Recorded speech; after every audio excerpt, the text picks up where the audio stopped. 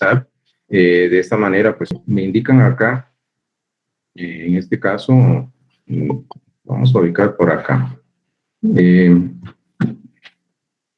Me indican acá, bueno,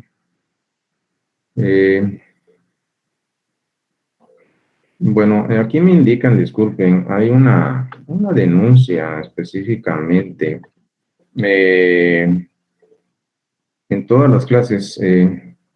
Les agradecería que de alguna forma, bueno, no pueden estar suplantando sus nombres o escribiendo al revés. Bueno, gracias, Alejandro. No sé si en un dado caso... Licenciado, disculpe que le...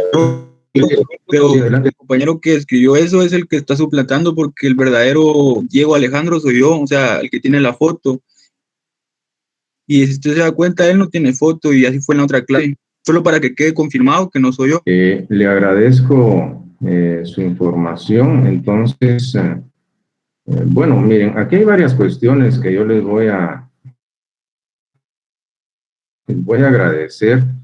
Vamos, ustedes me indican que hay de unos para con otros. Yo en lo particular, no sé si es a través, en este caso,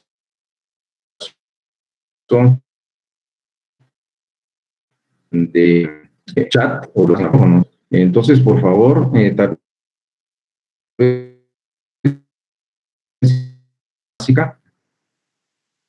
entonces, por favor, sí necesito, y esto ya es formalmente una petición que les hago, que canalicen su denuncia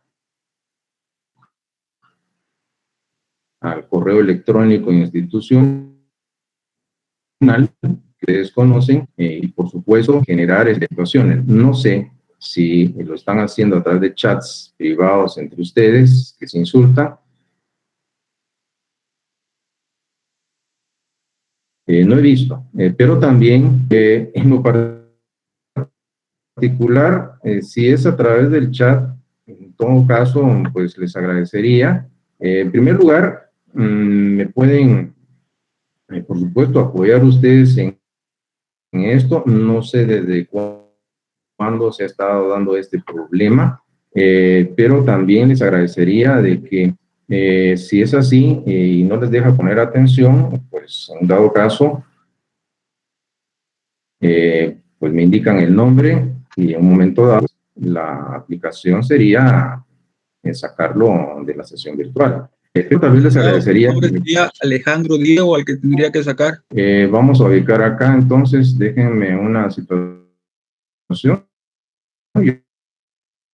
En lo particular, créanme, lo siguiente, bueno, si está por nombre,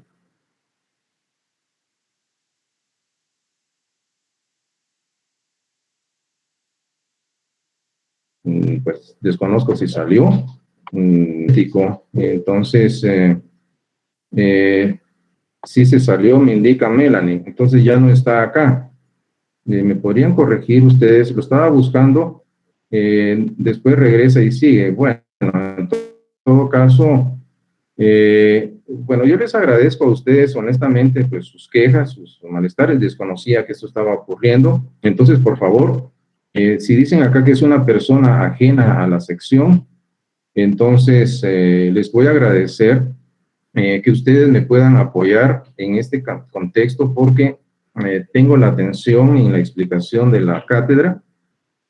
Por supuesto, es un tanto complejo estar viendo el chat. No sé el momento en el que la persona está interrumpiendo. Lamento honestamente que se dé este tipo de situaciones.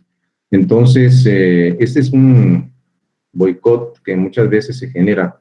De esa manera, entonces les agradecería que ustedes como estudiantes, por supuesto, estudiantes conscientes, respetuosos, tienen el apoyo mío, y les voy a agradecer que cuando sea así, pues me hagan ustedes el conocimiento de la anomalía que está pasando, y por supuesto van a presentar, sí les voy a agradecer su queja a lo que corresponde la coordinación del área básica. ustedes presentan la denuncia del caso. Yo en lo particular, créanme, revisé, pues no encontré por el momento una evidencia, pero sería bueno que nos den ese apoyo y de alguna manera tratar de ver ese tipo de situación. No sé desde cuándo estaba ocurriendo, pero si es en todas las clases, pues yo creo que siempre, lamentablemente, porque el enlace para asistir a estas sesiones es público, entonces están entrando personas. El año pasado vivimos problemas similares, pero en este caso, pues creo que podemos todos apoyarnos y en el momento en que ingrese y esté alterando el orden, yo no tengo ningún reparo de suspender mi clase y localizar a la persona y expulsarla, o bien no darle el ingreso, porque de alguna manera para poder ingresar necesita. Antes de comenzar, entonces, pueden presentar ustedes su respectiva denuncia a Coordinación de Área Básica. Deben respetarse unos con otros, y si son personas ajenas, pues yo creo que buscaremos algún mecanismo, pero sí necesito que oficialicen ustedes su queja y su molestia. Es válida, y lamento que se haya dado, pues no estaba enterado hasta hoy que ustedes me comentaron, pero sí necesito esa evidencia y me indican ustedes las fechas en las que se ha estado, o si es todos los días, pues no sé por qué esperaron tanto de decirme. El primer día que estaba ocurriendo eso era más que suficiente como para poder poner algún alto, pero según me informan, pues esta persona ya se fue. Entonces, si ustedes ven que ingresa, pues me avisan, me dicen que ya está, y con todo gusto, pues paramos, entramos. Entonces, hasta hoy fue que se dio, pues me dice Melanie, bueno, si fue hasta hoy, pues si no era anteriormente, pues enhorabuena, pero hay gente malintencionada que está generando este tipo de problemas. Y también no quisiera, por supuesto, y no debe ser así, no deben faltarles a ustedes el respeto. La cátedra merece respeto y lamento que hayan sido víctimas de este tipo de agresiones. Entonces, bueno, ustedes conocen lamentablemente que siempre van a haber personas disidentes que tienen un fin distinto a la academia. Así es que no sé, si ustedes me dicen, pues si ya está el ambiente sano y podemos comenzar, no sé si hay ustedes me dirán, pues ahí está. Entonces lo que voy a hacer en este caso es, si salió, si ya no está, entonces no voy a dar ingreso. Lamento si alguien va a ingresar tarde, pero es para evitar que utilice esa estrategia o herramienta. O podría ser que, y con lo que ustedes me indicaron, ya no vuelva a ingresar. Entonces, siempre les encargo que me apoyen en ese sentido y me indiquen.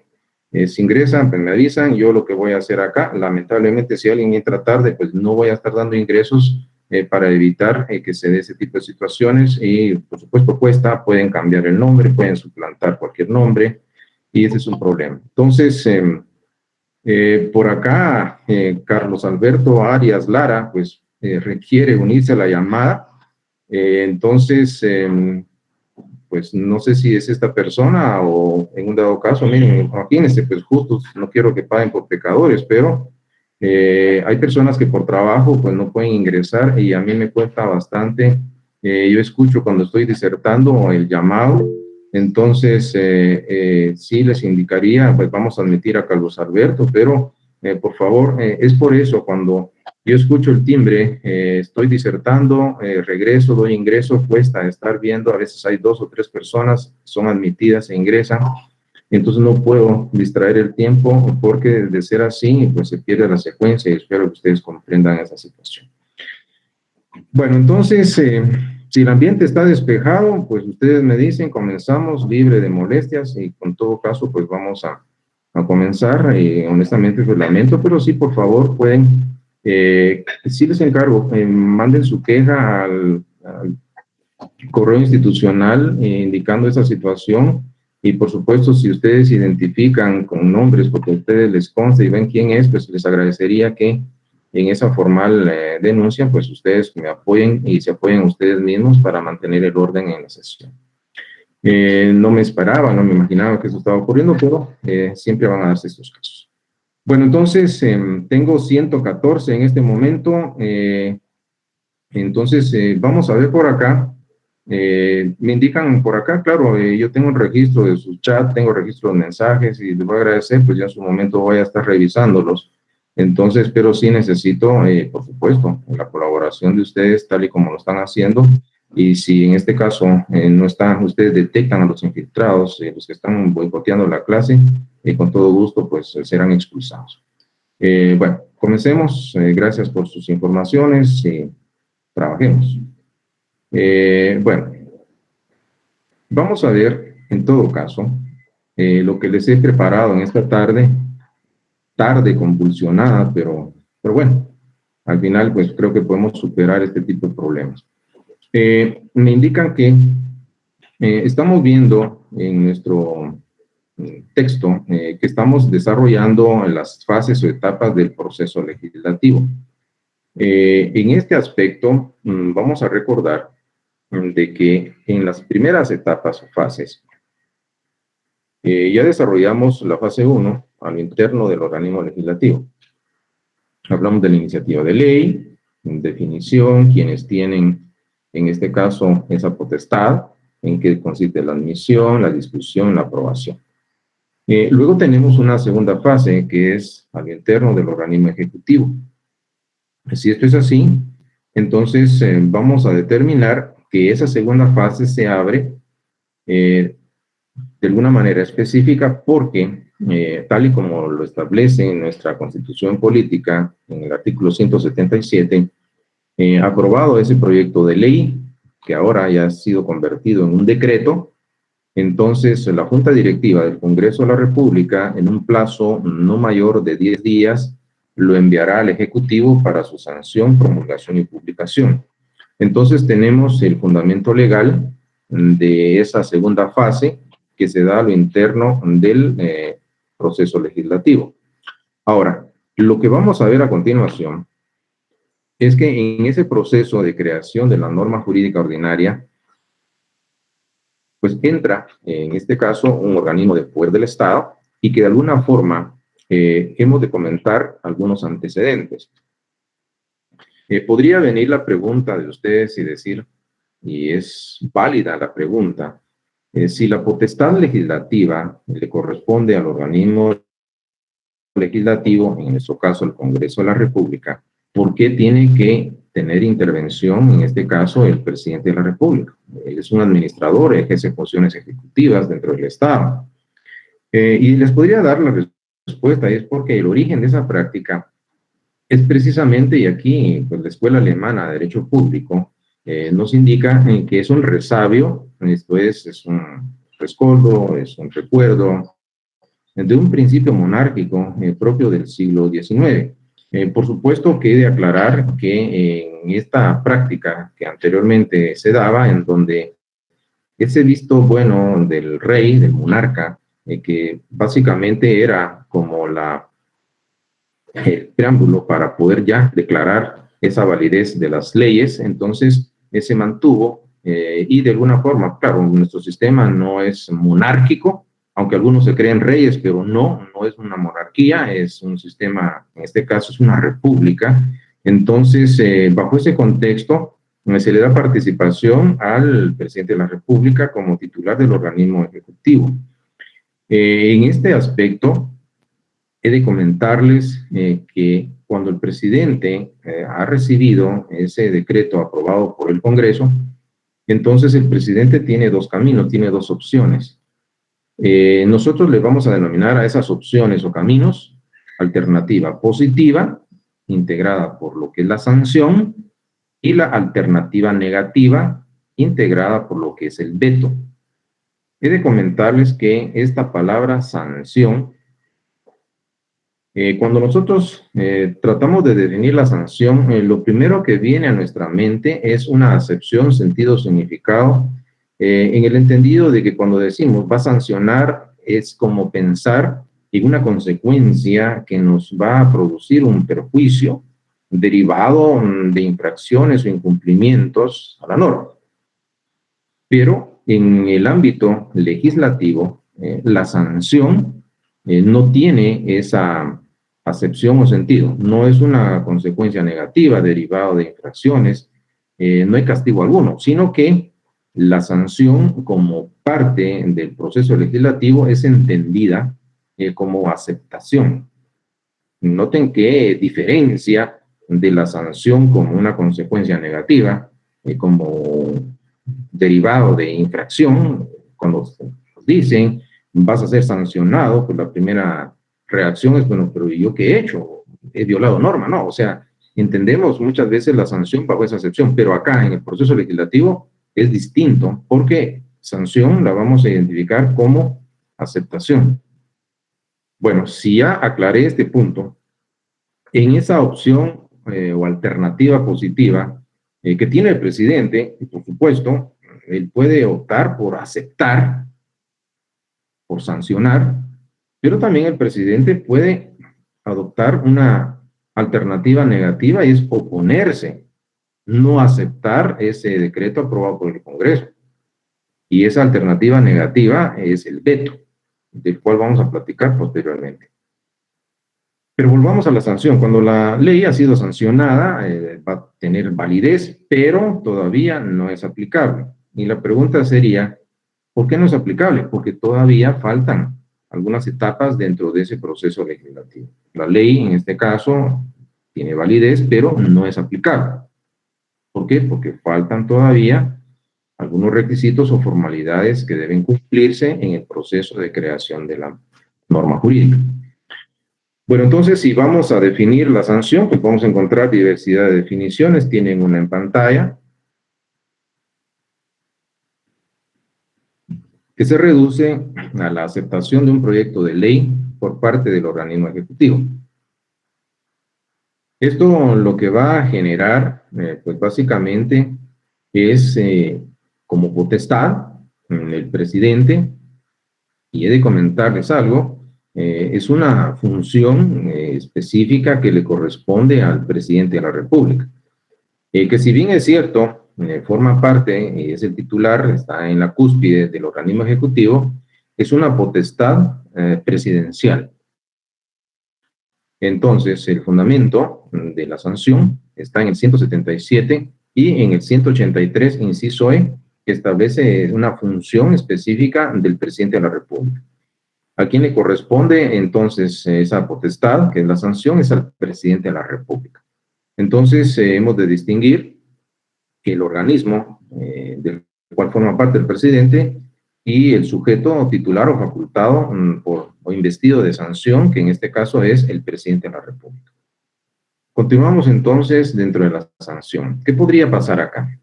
La sanción, por supuesto, puede admitir clases, hay variantes, y básicamente vamos a mencionar dos. Lo importante que ustedes deben conocer, recuerden que el organismo legislativo le envía al Ejecutivo ese decreto aprobado para que se continúen con estas etapas. El presidente de la República, él tiene un plazo constitucional, tiene 15 días para pronunciarse a favor, esto es una alternativa positiva, sancionando la ley, o para pronunciarse en contra, que sería una alternativa negativa, haciendo valer el veto presidencial. Entonces, en la sanción, en su clase expresa, expreso no es rápido, sino que expreso va en cuanto a que es indubitable, es en este caso categórico, no deja lugar a dudas, y en este aspecto tendríamos entonces que entender que el presidente, dentro de ese plazo constitucional de 10 días, posteriores a su recepción que tiene, él se pronuncia por escrito y sanciona la ley, y acto que va a refrendar, por supuesto, con su firma. En otros espacios, en otras latitudes, suele hablarse de la firma de la ley. El presidente firmó la ley. Claro, pues hay una firma, porque debe quedar un signo, en este caso gráfico, de esta situación. Y esto lo que genera, pues básicamente es el hecho de que es indubitable y en este caso es categórico, y el presidente, por supuesto, se expresó dentro de ese plazo. No hay más, y es por escrito. Pero puede pasar lo siguiente. En el caso de la sanción tácita, que es sobreentendida, entonces el Ejecutivo, como ustedes saben, tiene 15 días para pronunciarse por la alternativa positiva, sanción, o adoptar una actitud o una alternativa negativa, veto. Pero ni lo uno ni lo otro. No se pronuncia. Deja que transcurra ese plazo constitucional de 15 días y de alguna manera, pues hay un refrán en común, que como un dicho popular, el que calla otorga. Por supuesto que es silencio que manifiesta el presidente de la República al no exteriorizar su aceptación o no, su sanción o su veto dentro del plazo constitucional, entonces se tendrá por sancionada. Es una sanción tácita que es sobreentendida. Claro, y habrán más incidencias de las cuales pues yo les voy a platicar en su momento, pero estas podrían ser estas clases de sanción. Luego tenemos la promulgación, que sería la fase siguiente a la sanción, que es importante determinar que existe una línea fina, divisoria entre sanción y la promulgación. Voy a tratar de alguna manera de explicárselos de la forma más comprensible que se pueda. La sanción equivale a aceptación y la promulgación implica o conlleva un reconocimiento formal. Voy a partir de un ejemplo y luego continúo con esto del proceso legislativo. Imagínense ustedes un padre de familia, está en una sala de maternidad, nace su hijo, por supuesto, esa aceptación que tiene para ese nuevo ser que ha nacido y que por supuesto es importante, pero no basta con la aceptación, estrecharlo y decir eres mi hijo, sino que necesita formalizar esa aceptación a través de ¿qué? Ya ustedes por supuesto ya lo saben, debe reconocer a esa criatura, debe acudir al Registro Nacional de Personas para asentar esa partida de nacimiento, en donde, por supuesto, ya van a formalizarse las relaciones paterno-filiales, las relaciones jurídicas entre padres e hijos y con las consecuencias que vienen derivadas de ese reconocimiento. Entonces, aceptación, reconocimiento están estrechamente unidos, pero podemos distinguir básicamente uno y otro. Lo mismo sería entonces para la sanción, que es aceptación, y la promulgación, que implica un reconocimiento formal. ¿Y qué es lo que reconoce formalmente el presidente de la República como titular del Ejecutivo? Pues él reconoce de que se han cumplido todas las formalidades establecidas en el proceso de creación de la ley y por lo tanto se dan las condiciones para que la misma sea obedecida y aplicada. ¿Recuerdan ustedes esa fórmula solemne que aparece en las leyes? Publíquese y cúmplase.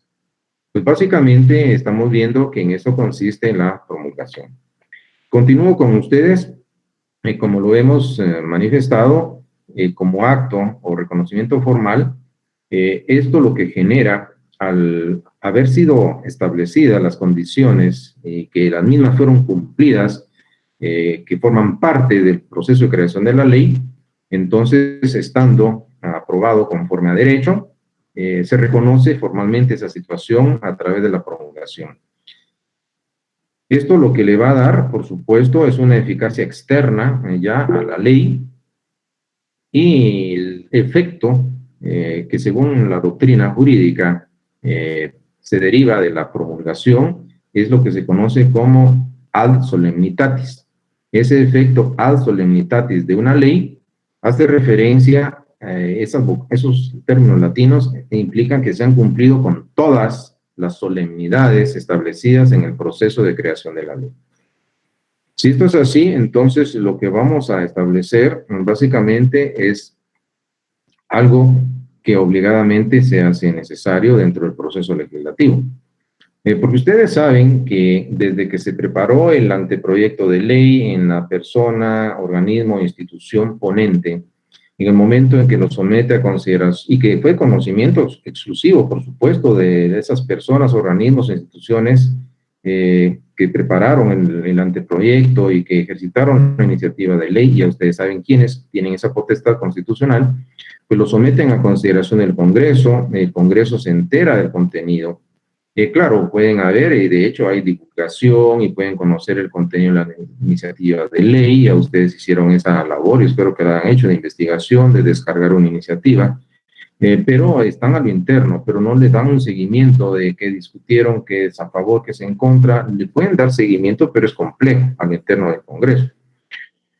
Entonces, por supuesto, y luego lo envían al Ejecutivo, el Ejecutivo nuevamente pues conoce y en el momento en que ha sido aprobado por el Congreso, sancionado, promulgado por el Ejecutivo, entonces debe darse a conocer a la población, que es el elemento personal de un Estado, el contenido de la nueva ley. Entonces, ese acto de hacer posible y poner en conocimiento de la población se hace a través del medio de divulgación oficial, que en Guatemala, en donde se publican las leyes, es el diario oficial, que se denomina Diario de Centroamérica, el cual se edita, se imprime en la tipografía nacional que se encuentra en la 18 calle de la zona 1, obviamente en el centro histórico de la ciudad de Guatemala. Entonces se publica. En el 180 de la Constitución Política de la República de Guatemala se establece dentro de su texto que la ley, por supuesto, va a iniciar su vigencia en todo el territorio de la República de Guatemala 8 días después de su publicación íntegra en el diario oficial, en este caso el Diario de Centroamérica, que es la regla general, salvo o a menos que la misma ley amplíe o restrinja dicho plazo o su ámbito espacial o territorial de aplicación. Entonces, ¿qué encontramos? Que como una conditio sine qua non se requiere en Guatemala ese acto de publicación. Y por el hecho de que sea la última etapa del proceso legislativo, porque es importante que ustedes comprendan que con la publicación termina el proceso legislativo. Entonces, pero la condición es que la ley no puede iniciar su vigencia si no ha sido publicada.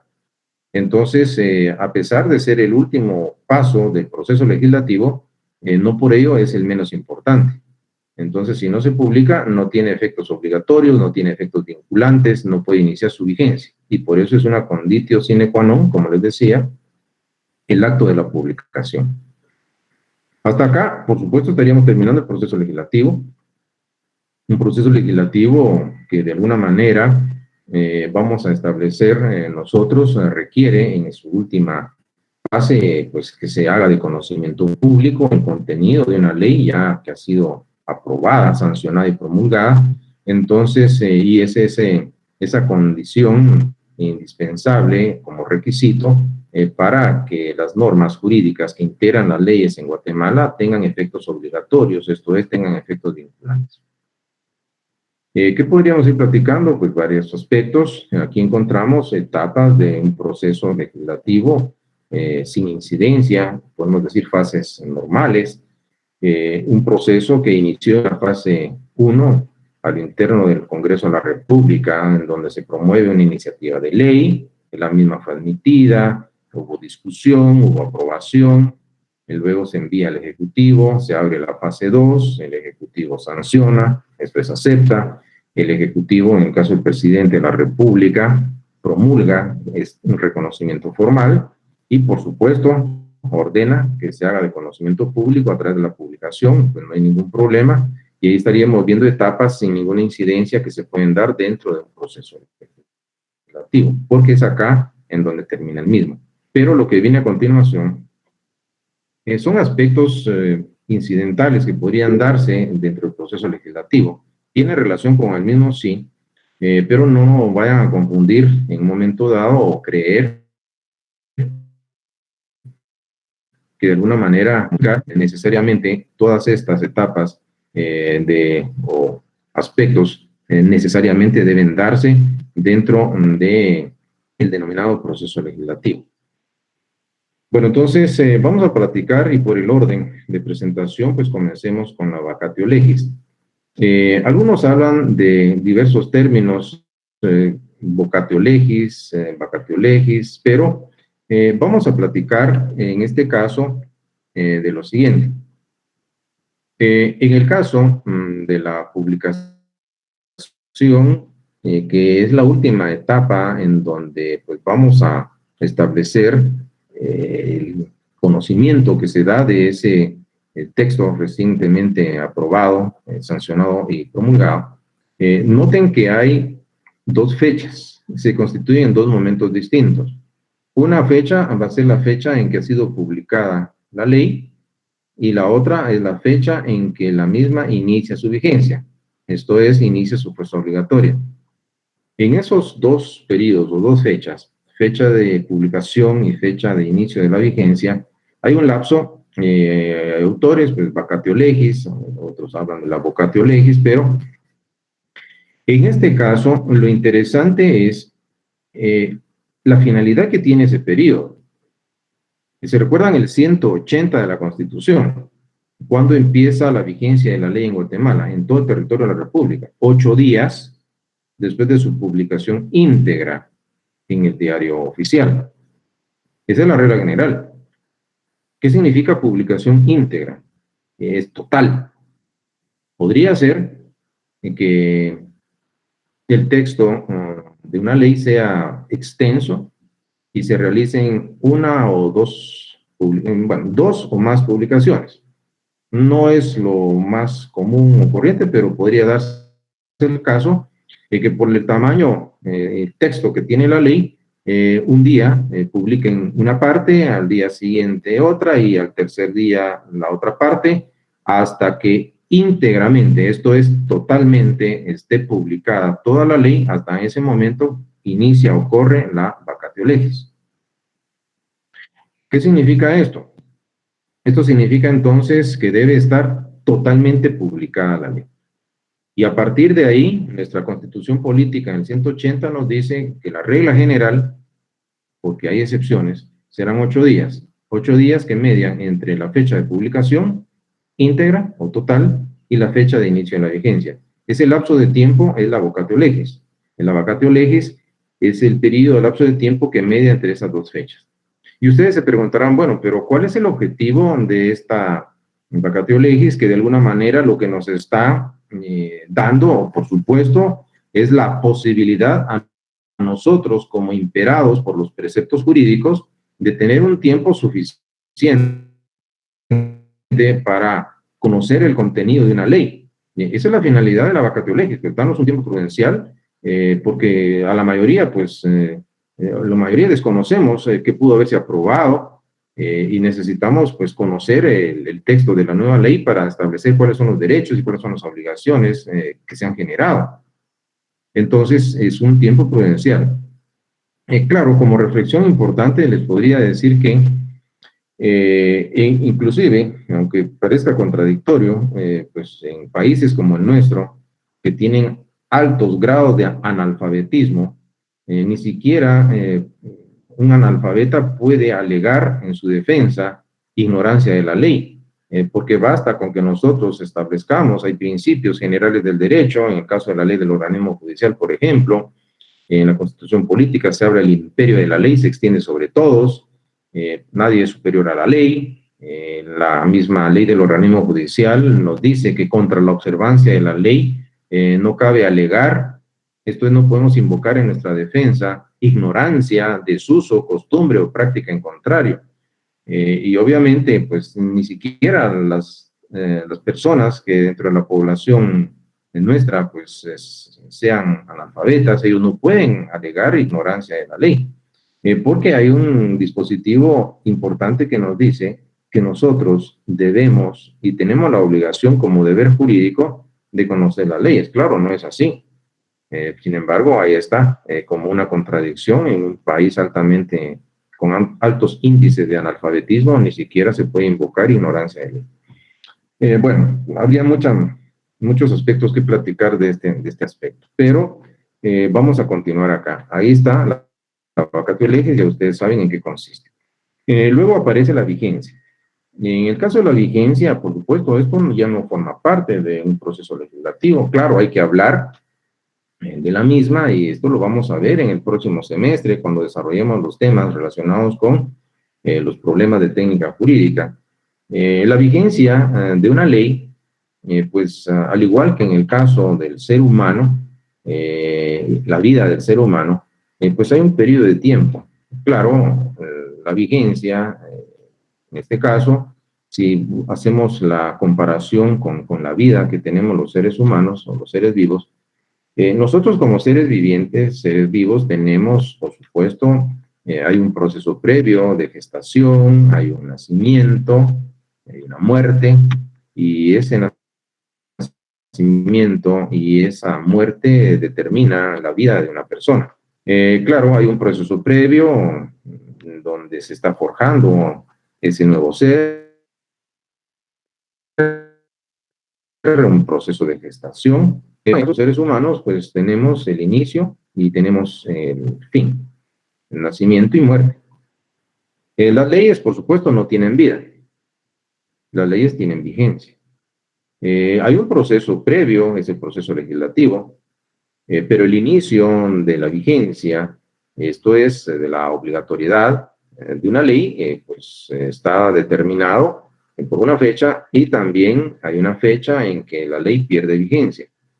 Las leyes no se mueren, las leyes pierden vigencia y en este caso establezcamos que ese lapso o periodo de tiempo media, esto es, existe entre la fecha en que inicia su fuerza obligatoria y la fecha en que la misma deja de ser obligatoria. Y podría ser que esa terminación de la vigencia sea porque haya sido abrogada la ley. Este término viene de abrogación, que significa anulación o supresión total de una ley. Bueno, entonces estamos viendo que en eso consiste en la vigencia de la ley, es un lapso o periodo de tiempo. Esto ya no es parte del proceso legislativo. Por supuesto, ¿dónde termina el proceso legislativo? Cuando se publica la ley. ¿Qué hay que hacer después de la publicación? Esperar si es que existe la vacatio legis. Y esto es importante, porque la regla general es que esa vacatio legis son 8 días. Pueden ser ampliada ese plazo o puede ser restringido. En el caso de la vacatio legis, puede hacer que en las disposiciones finales y transitorias de la ley se establezca, la presente ley entrará en vigencia 10, 20, 30, 60, 120 días después de su publicación íntegra en el diario oficial. Podría ser, entonces ahí se amplió la vacatio legis. O puede hacer que la ley establezca, la presente ley entrará en vigencia 7, 6, 5, 4, 3, 2, un día después de su publicación íntegra en el diario oficial. No llegué a 0. Entonces, la vacatio legis puede ser ampliada o puede ser disminuida o restringida. En algunos casos, en donde se establece en las disposiciones finales y transitorias de una ley, la presente ley entrará en vigencia el mismo día de su publicación íntegra en el diario oficial, pues vendría una pregunta. ¿Qué creen ustedes que se suprime? Por supuesto, si se establece que esa es la forma y la fecha en que va a entrar en vigencia el mismo día en que es publicada, entonces en esos casos no hay vacatio legis. ¿Y cuándo pueden darse? Cuando es urgente, no se puede postergar la entrada en vigencia de la ley y entonces se deja esa fórmula de que el mismo día en que se publica, el mismo día inicia su vigencia y por lo tanto en ese caso excepcional no habría vacatio legis. Pero son excepciones. Y vuelvo acá. Entonces, ¿qué vamos a ver? En el caso de la vigencia, pues vamos a determinar este aspecto que por supuesto es importante. Vamos a generar de alguna manera, pues claro, pues algún aspecto interesante que se hace necesario platicar. Estamos viendo en qué consiste, pues básicamente esta denominada vacatio legis, estamos viendo en qué consiste la denominada vigencia de la ley. Vamos a generar entonces algún aspecto, si disculpen, hay una pequeña interrupción por acá. Entonces, vamos a ubicar, en este caso, esta situación, vamos a generar, disculpen, bueno, vamos a continuar. Establezcamos entonces, vamos a generar, vamos a ver por acá. Es interesante lo que está ocurriendo en el chat con ustedes.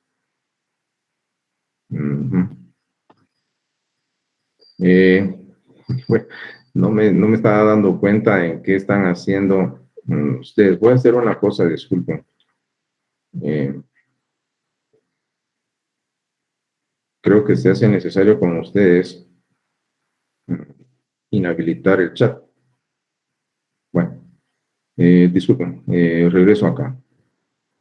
Entonces, estamos viendo que en el caso de la vigencia de la ley, en Guatemala empieza a regir 8 días después de su publicación íntegra en el Diario Oficial.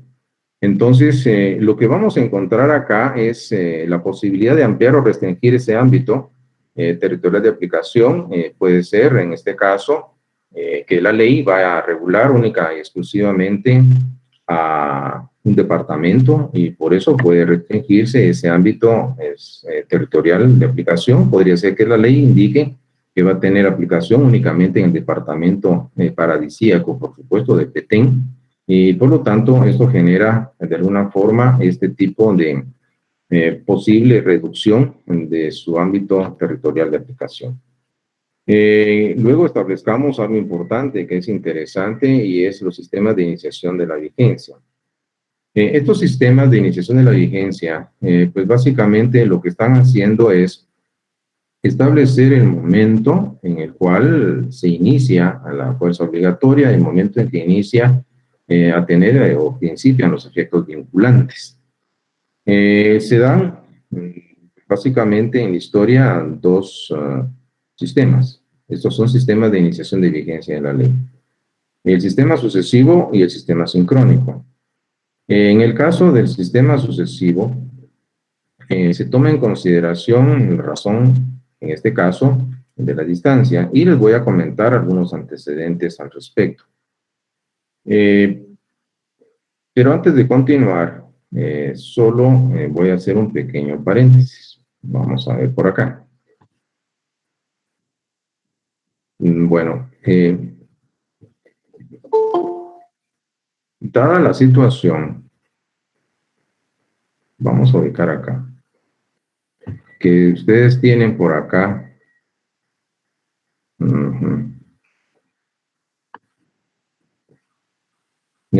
Bueno, yo les preguntaría si alguien me pudiera apoyar, no sé, estaba viendo en el chat de que, no sé si alguien puede abrir el micrófono.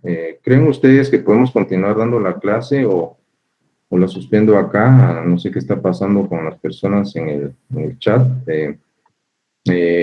Quisiera que ustedes en un momento me indiquen si continuamos dando la clase o están enfrascados en una discusión que pensé que ya había terminado. Los escucho, voy a hacer un paréntesis acá, no lo hago, pero dada la circunstancia que ocurre en el chat, cuéntenme. Avi. Licenciado, la clase está interesante y la verdad es que lo del chat, a una persona está falsificando nombres, pero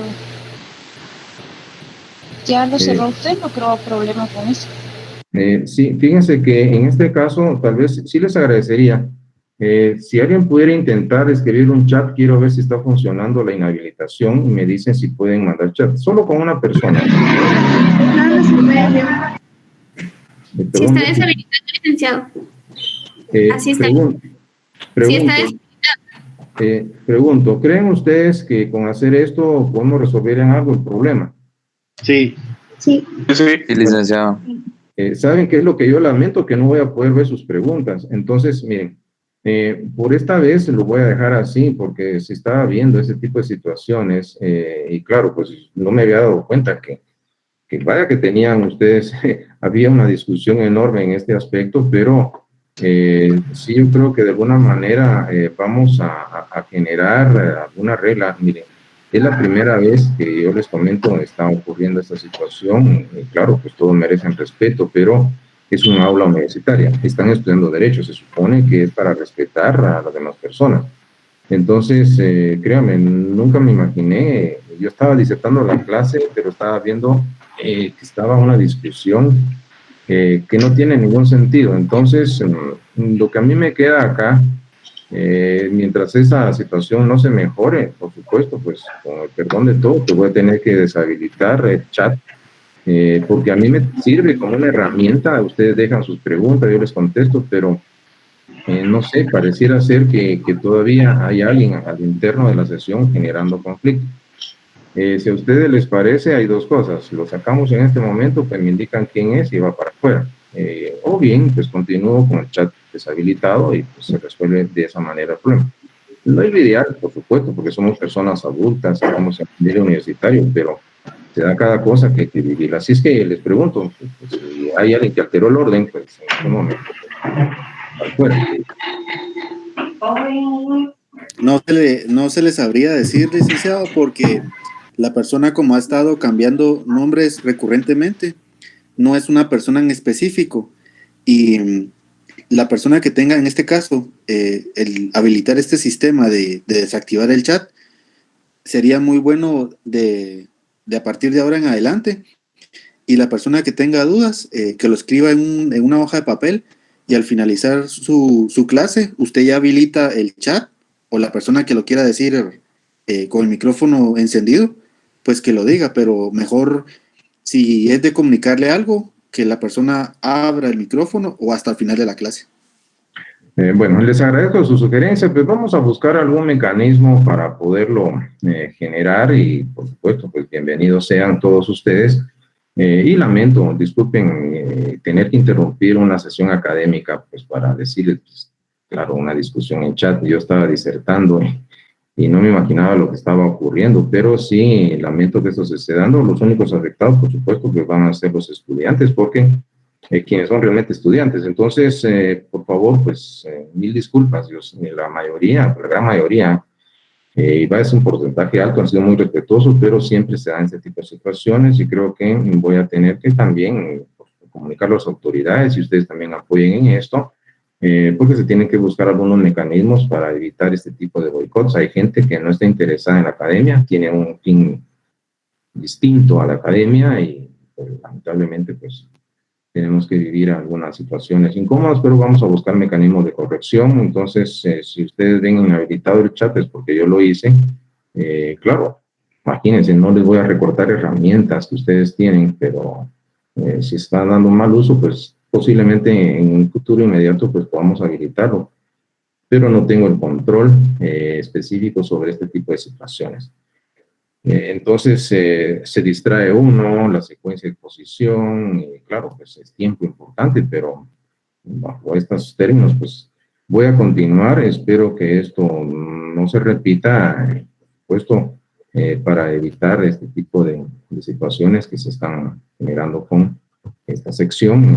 En lo específico, de las 4 secciones que tengo, esta es la única que me ha presentado este problema. Bueno, entonces, continúo acá con ustedes. Les decía que estamos viendo, pues básicamente, los sistemas de iniciación de la vigencia de la ley.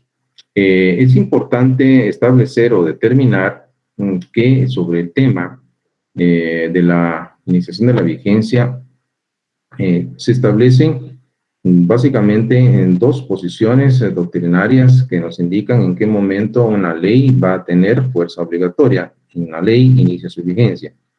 En el caso del sistema sucesivo, como un antecedente, les podría comentar, tiene su origen en unas normas contenidas en la legislación civil de México. Por supuesto, vamos a hablar de un México de antaño. Quienes tengan la posibilidad, inclusive he tenido alumnos que son originarios de México, pues conocen el vasto territorio que ocupa México.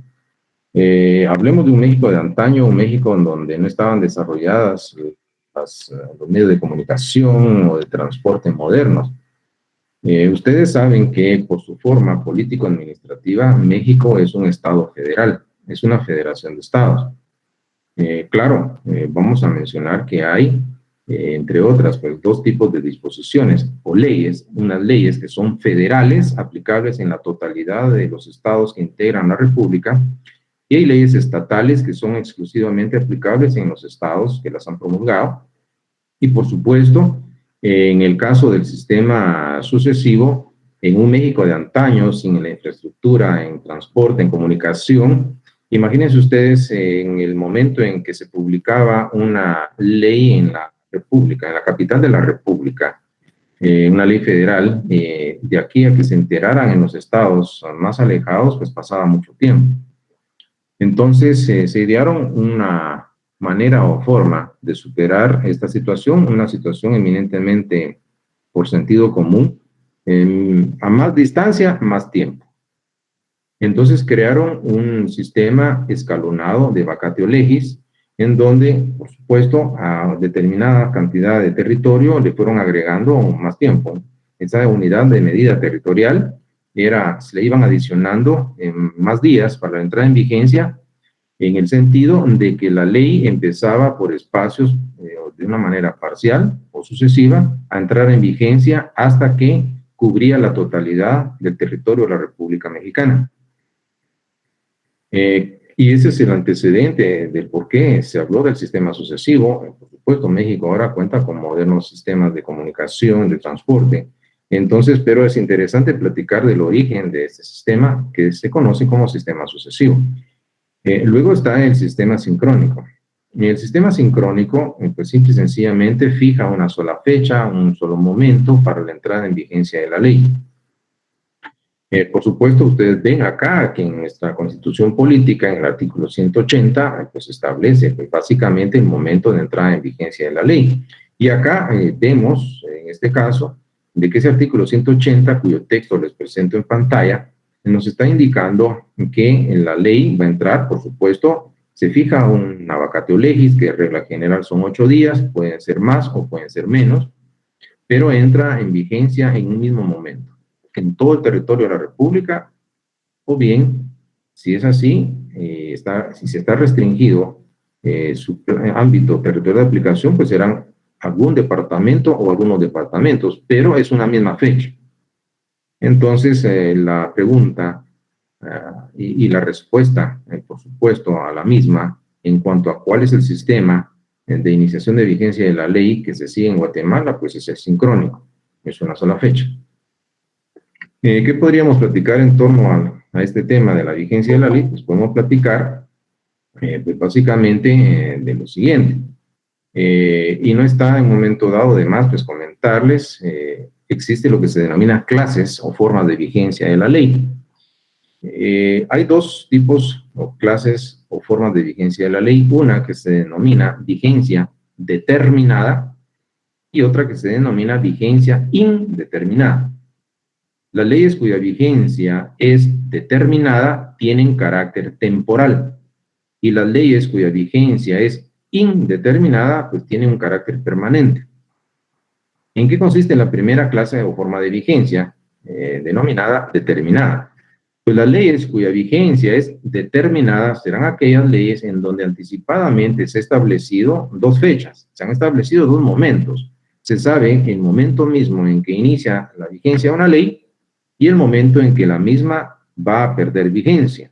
Por ejemplo, que se establezca en la ley, en cuanto a la vigencia de la ley, la presente ley entrará en vigencia el mismo día de su publicación íntegra en el diario oficial y la publican, supongamos, el 1 de enero del año 2021.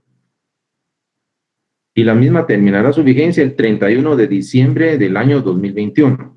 ¿Y qué tenemos? Ya establecido la fecha de inicio y la fecha de finalización de su vigencia. Claro, es una ley temporal y tiene esa clase de vigencia determinada. En la otra clase o forma de vigencia, que es la vigencia indeterminada, pues conocemos un solo momento, una sola fecha.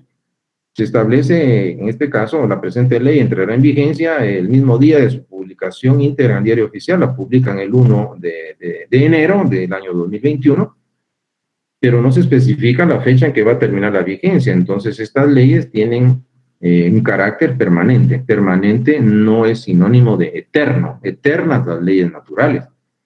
Entonces tenemos, por ejemplo, leyes, y les podría decir, la regla general es que la mayoría de las leyes tienen una clase o forma de vigencia indeterminada. Hay excepciones, son leyes temporales que tienen una vigencia determinada.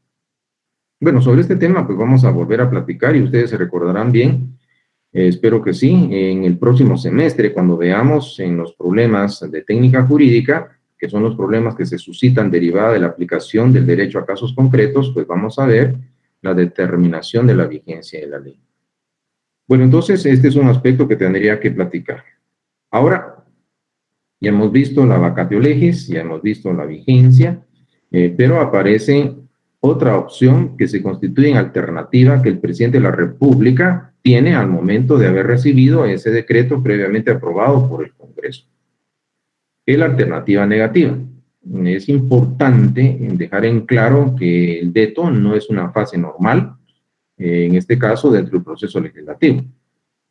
Tiene un carácter excepcional y también entender por parte de ustedes como estudiantes que el veto no siempre va a darse dentro de un proceso legislativo. Es más, como les indico, no es una fase normal.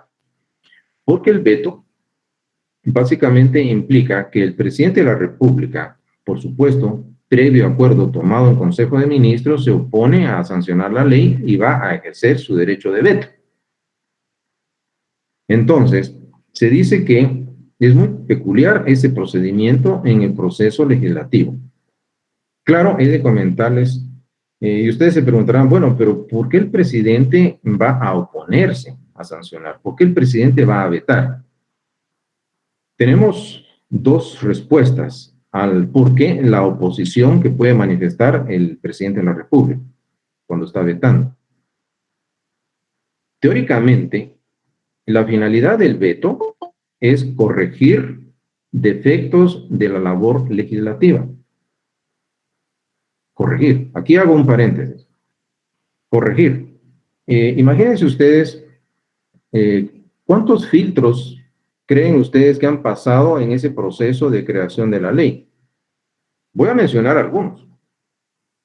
En primer lugar, cuando el anteproyecto se está elaborando a lo interno de la institución, la persona o el organismo ponente y que ejercita la iniciativa de ley ante el Congreso, por supuesto, recuérdense que tienen que, en ese anteproyecto es una especie de borrador de cómo debe quedar el texto, tienen que elaborarlo. Tendrán que hacer los estudios, las consultas y preparar el texto de ese anteproyecto en forma de decreto. Tienen que redactar y, por supuesto, tienen que realizar una investigación, crear una norma, cómo hacerla, que establece qué derechos, qué obligaciones, bueno, una serie de aspectos y detalles de técnica legislativa que deben realizar la persona, institución u organismo ponente del proyecto de ley y que ejercitará la iniciativa de ley ante el Congreso. Entonces tendríamos por lo menos un primer filtro antes de ser sometido, pues se le da un proceso, lo depuran, lo afinan, y ya que está suficientemente preparado, entonces consideran que ya lo pueden someter a consideración del Congreso. Entonces, ejercitan la iniciativa, la presentan ante la dirección legislativa del Congreso, se le admite para su trámite, y algo que es importante, si ustedes se recuerdan que dentro del Congreso de la República existen comisiones, dependiendo de la naturaleza de la que se trate ese proyecto de ley, que al momento en que ha sido sometido ya a consideración del Congreso ya se convierte, el anteproyecto ya se convierte en un proyecto de ley. Entonces hay una comisión integrada por diputados especialistas en la materia sobre la que versa la ley, si es educación, salud, trabajo, etcétera, en donde, por supuesto, están los diputados especialistas y cuentan con sus asesores. Entonces, ellos deben emitir el famoso informe o dictamen de comisión, en donde establecen los aspectos a favor y en contra, realizan un estudio jurídico doctrinario en torno a ese proyecto de ley. Entonces, estamos viendo que ya va un segundo filtro, pero cuando ya es del conocimiento del Pleno y es sometido a discusión, que se somete a discusión y es artículo por artículo, en donde en 3 sesiones distintas los diputados ya en pleno pues pueden participar, le pueden generar enmiendas o cambios por adición, supresión o sustitución. Entonces tenemos otro filtro que en un momento dado, derivado de esa labor parlamentaria en que es deliberativa, en donde se establecen los puntos positivos y negativos. Aparte de eso, que también pues hay una revisión de puntos constitucionales y todo lo que ustedes quieran, y al final aprueban y lo envían al Ejecutivo para seguir la segunda fase. Por supuesto, ya cuando llega al interno del Ejecutivo, el presidente de la República, claro, cuenta con un equipo impresionante de asesores. Están sus ministros de Estado y que de alguna manera vienen y determinan que a pesar de los filtros previos, que ya los mencioné, hay defectos. Fue mal elaborada la ley. Aquí hago un paréntesis y yo les preguntaría a ustedes, ¿tienen tan siquiera idea de lo que a nosotros como contribuyentes, o no contribuyentes, como tributarios, nos cuesta una ley? Es de hacer sumas. El presupuesto asignado al organismo legislativo tiene un costo. Y tras de eso, el presidente detectó que habían hecho mal su trabajo. Entonces viene y el presidente decide devolverlo. Hay defectos en la labor legislativa, tienen que ser corregidos. Claro, ¿qué es lo que le queda al Congreso de la República? Pues conoce las razones del veto, la reconsidera y sí, efectivamente tiene razón el presidente, corrijamos. Alguno diría errores de humanos, sí, pero a nosotros como pueblo nos sale caro esos errores. Y lo corrigen, se lo vuelven a decir en las etapas, ustedes lo someten a discusión, ya lo aprueban, ya se lo vuelven a enviar. El presidente se da cuenta que corrigieron los defectos, lo sanciona, lo promulga y lo publica. Y produjo su efecto. Pero podría ser que se dé la otra situación. El presidente puede utilizar el veto como un arma política dentro de un sistema presidencialista. Y a través de este puede servir de contralor de la actividad del Congreso. De nuevo se preguntarían, bueno, pero ¿cómo puede ser esto? Imagínense ustedes que ese decreto ley, en su aprobación en el Congreso, logró una mayoría simple, mitad más uno de votos.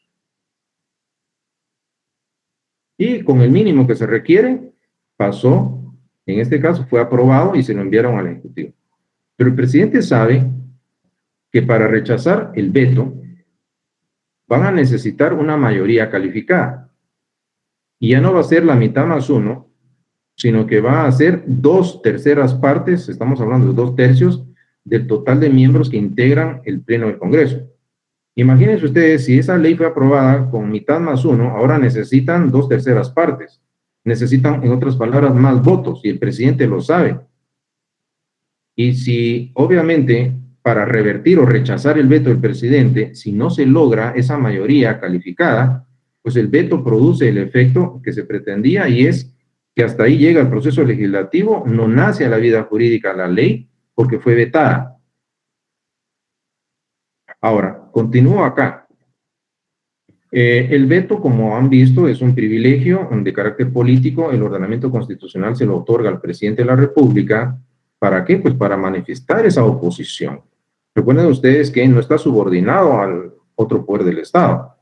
Entonces, él puede sancionar o puede decir, yo opto por la alternativa negativa y no estoy de acuerdo y voy a vetar. Entonces, se opone y no acepta ese decreto aprobado por el Congreso. En la Constitución Política 178, ya vamos a terminar en esta tarde que estuvo bastante convulsionada. El veto es una potestad o facultad del presidente de la República. Él, obviamente, convoca a sus ministros de Estado, que reunidos en pleno es el Consejo de Ministros, y él toma ese acuerdo previo a estar en consenso con sus ministros de Estado. Entonces se opone y lo devuelve al Congreso.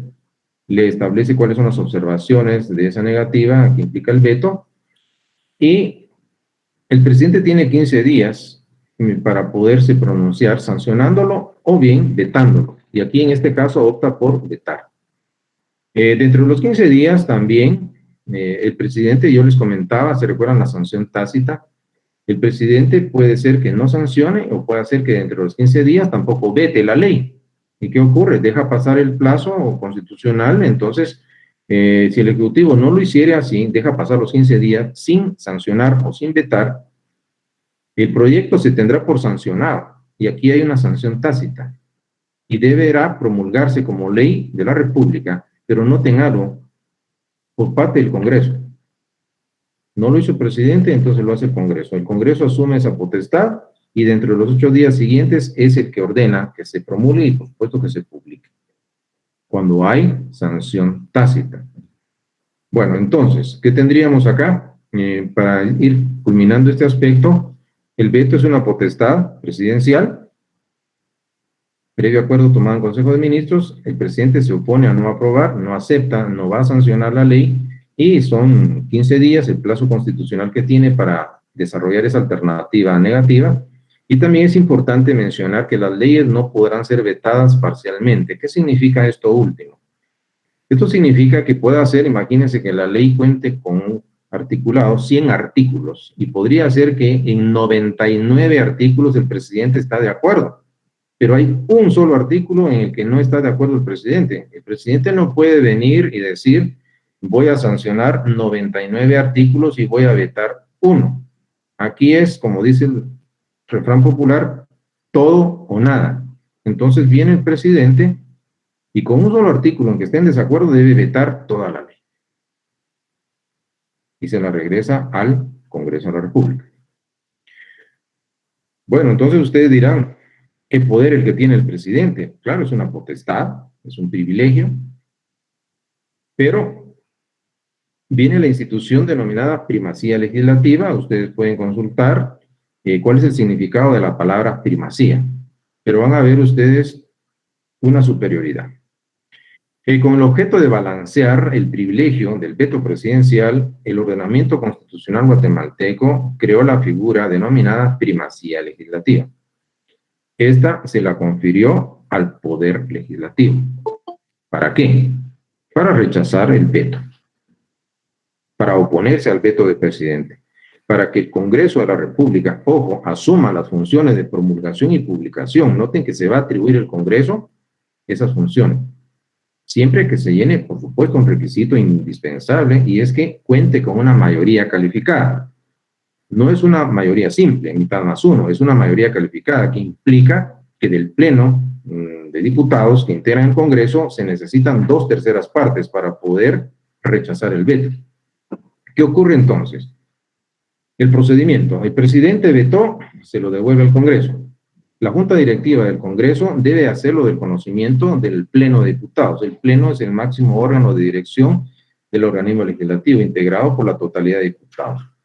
Entonces, el Congreso, en un plazo no mayor de 30 días, puede hacer dos cosas: reconsiderar el veto o rechazarlo.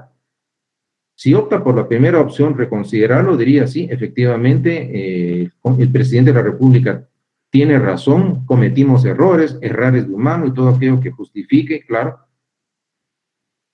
Corrigen, realizan las enmiendas, las someten a votación, en la discusión y todo lo que ustedes quieran, es aprobado, y ya enmendadas esas deficiencias se lo envían al Ejecutivo, el Ejecutivo lo recibe, lo sanciona, lo promulga y lo publica.